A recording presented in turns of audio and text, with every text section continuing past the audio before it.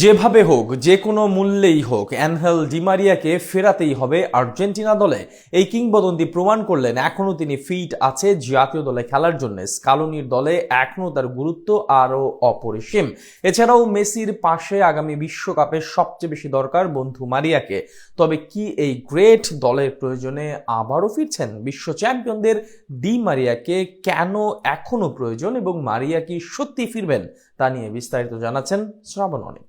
আচ্ছা ভাবুন তো, মেসির পাশে আবারও ডি মারিয়াকে দেখা গেলে ব্যাপারটা কেমন হবে? 2026 বিশ্বকাপে মেসি ডি মারিয়াকে একসঙ্গে মাঠে দেখা তো এখন আকাশ নীল ভক্তদের স্বপ্নই বইকি। কিন্তু প্রশ্ন হচ্ছে, এই স্বপ্নের বাস্তবতা কতটুকু? 37 বছর বয়সী এই মানুষটা যখন ফ্রিকিকে এখনো জাদুকরি গোল করেন, 23-এর তারুণ্যর মতো মাঠে টকবগে চনমনে হয়ে পারফরমেন্স করেন, তখন তো বলতে বাধ্যই হতে হয় এই ডি মারিয়া আর্জেন্টিনা জাতীয় দলে খেলার জন্য এখনো ফিট আছেন। কিন্তু ফিট থাকলেই জাতীয় দলের জন্য কতটুকু প্রাসঙ্গিক এই কিংবদন্তি? সহজ ভাষায় তরুণদের ভিড়ে কতটুকু দলে প্রয়োজন তাকে?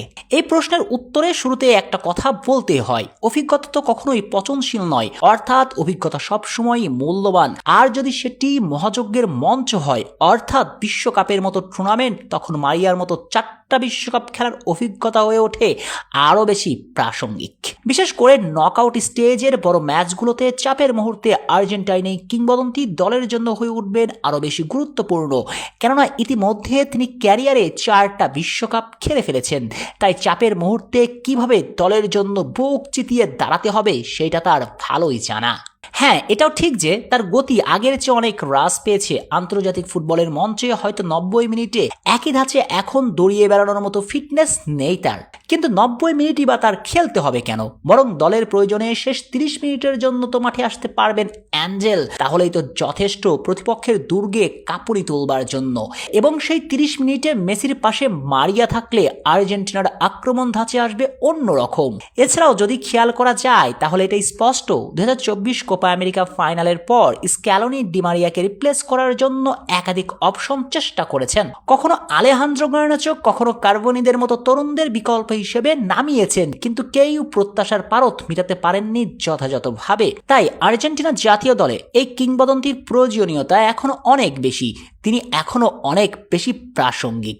মারিয়া অবসর ভেঙে দলে ফিরলে আর্জেন্টিনা এবং মেসি উভয়ের জন্য লাভ।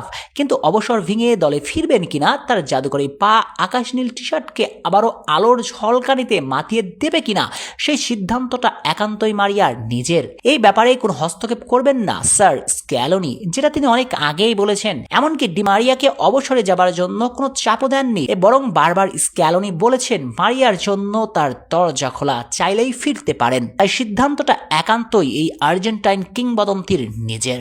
শেখ শ্রাবণ অনেক, সিটি নিউজ।